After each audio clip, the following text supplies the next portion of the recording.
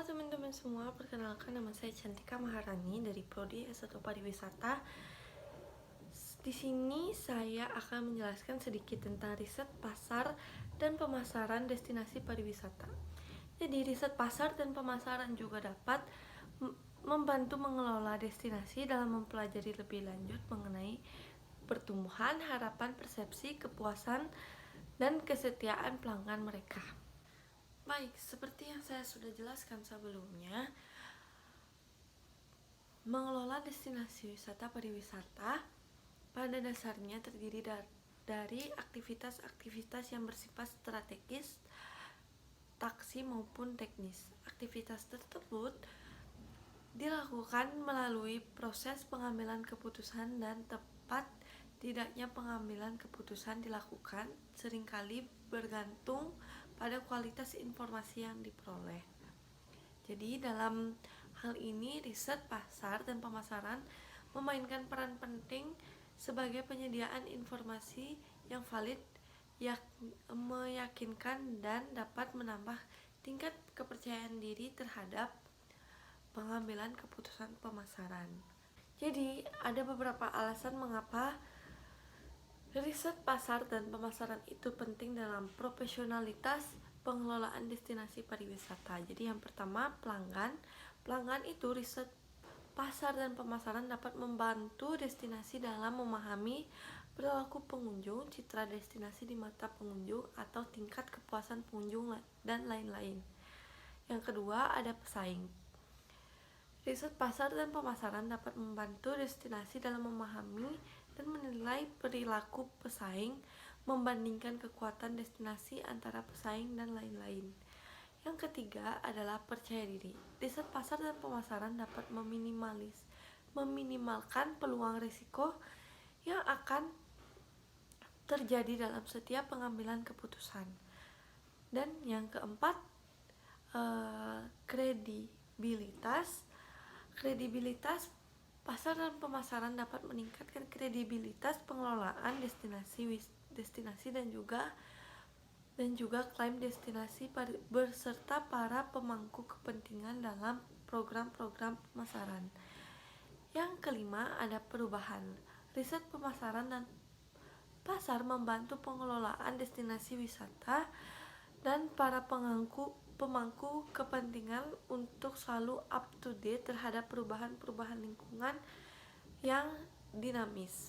Dan yang terakhir adalah komunitas. Riset pasar dan pemasaran dapat meningkatkan pemasaran, partisipasi, persepsi dan sikap masyarakat terhadap komunitas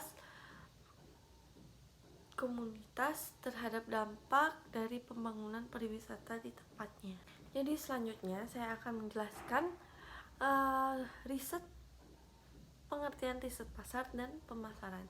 Jadi riset pasar merupakan kegiatan riset yang bertujuan untuk mendapatkan informasi mengenai perilaku pasar, sedangkan riset pemasaran adalah kegiatan riset yang bertujuan untuk mendapatkan segala informasi mengenai aktivitas pemasaran. Terdapat juga riset pasar, contohnya seperti kecenderungan pasar, perilaku pasar, ukuran dan besar pasar, segmentasi pasar, serta target pasar. Jadi dari riset pemasaran ada contohnya efektivitas program pemasaran. Yang kedua, evaluasi kinerja pemasaran. Yang ketiga, sikap dan perilaku masyarakat. Yang keempat, pengujian konsep. Dan yang terakhir, kepuasan dan loyalitas. Pengelolaan destinasi juga dapat dilakukan dengan cara-cara yang kreatif dan terjangkau seperti yang diungkapkan oleh Kotler dan Keller 2016 sebagai berikut. Yang pertama, melibatkan dosen atau mahasiswa untuk merancang dan melaksanakan proyek penelitian. Yang kedua, menggunakan kemajuan internet. Yang ketiga, memeriksa pesaing. Yang keempat, mengumpulkan informasi dan mitra pemasaran. Dan yang terakhir adalah mengumpulkan kreativitas dan kebijaksanaan kalangan internal. Jadi adapun proses riset pasar dan pemasaran secara konvensional setidaknya terdiri dari 7, seperti yang pertama, mengidentifikasi permasalahan dan tujuan. Yang kedua, menentukan desain penelitian. Yang ketiga, menetapkan sumber dan data. Yang keempat, memilih teknik pengumpulan data dan menyiapkan instrumen. Yang kelima, ada mengumpulkan data. Yang keenam, ada menganalisis data. Yang ketujuh, menyiapkan laporan penelitian. Dan yang terakhir, mengkomunikasikan temuan dan rekomendasi. Jadi proses yang pertama adalah mengidentifikasikan permasalahan dan tujuan.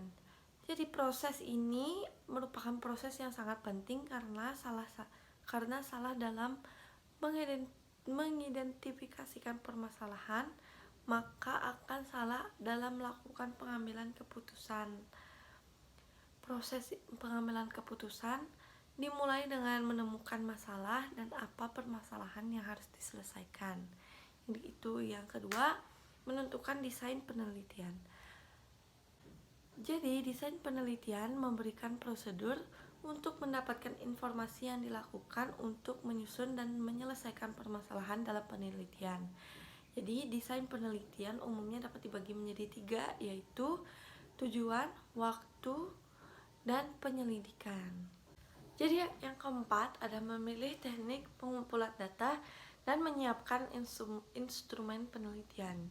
Jadi ada 5 teknik pengumpulan data yang bisa kita lakukan. Yang pertama, penyebaran kuesioner, yaitu mengumpulkan data yang dilakukan dengan cara memberi sejumlah pertanyaan atau pertanyaan atau pernyataan kepada responden yang memilih untuk mengisi atau menjawab pertanyaan untuk dijawab baik secara mandiri maupun individu. Yang kedua, ada kajian dokumen, yaitu mengumpulkan data yang dilakukan dengan cara melakukan pengumpulan data terhadap dokumen-dokumen dan dijadikan sumber data penelitian. Yang ketiga, ada observasi. Observasi yaitu mengumpulkan data yang dilakukan dengan cara melakukan pengamatan terhadap suatu objek secara cermat langsung di lokasi penelitian, lalu dicatat dengan sistematis gejala atau fenomena yang diperoleh. Jadi, yang keempat, wawancara, yaitu pengumpulan data yang dilakukan dengan cara mengajukan pertanyaan kepada seorang atau sekelompok informan. Dan yang terakhir crowdsourcing adalah pengumpulan data dengan cara mengeksplor dan berkomunikasi di dunia maya, yang biasanya disebut dengan istilah big data gathering. Teknik ini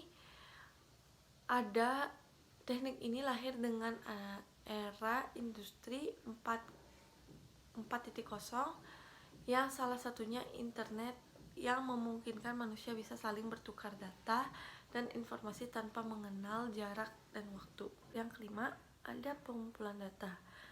Setelah instrumen disiapkan, tahap selanjutnya adalah tahap pengumpulan data. Jadi, dapat diperoleh dengan 2 cara, yaitu secara primer dan secara sekunder.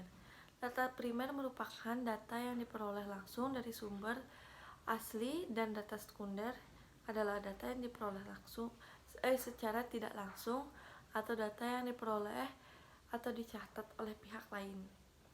Yang keenam adalah menganalisis data. Tahap selanjutnya adalah menganalisis data yang sudah diperoleh dalam tahap pengumpulan data sebelumnya. Dalam menganalisis data dapat menggunakan bantuan analisis ataupun tidak. Yang ketujuh adalah menyiapkan laporan riset. Dari hasil riset, kesimpulan dan rekomendasi yang telah kita dapatkan, yang tertulis maupun tidak tertulis. Laporan biasanya dibagi ke dalam 2 kelompok, yaitu laporan secara garis besar atau yang ketujuh adalah laporan penelitian, hasil riset, kesimpulan serta rekomendasi yang telah dibuat selanjutnya ditulis dalam bentuk laporan. Laporan biasanya dibagi menjadi dua. Yang pertama disebut dengan executive summary, yaitu laporan secara garis besar. Yang kedua dengan laporan secara utuh atau menyeluruh, mulai dari penetapan tujuan, pengumpulan data, analisis sampai kesimpulan dan rekomendasi. Jadi yang terakhir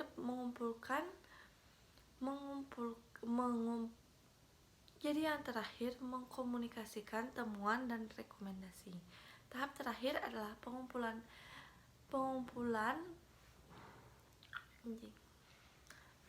adalah mengkomunikasikan temuan dan rekomendasi dari riset yang telah kita lakukan kepada pengelola destinasi dan kepada para pemangku kepentingan agar dapat ditindaklanjuti bersama-sama.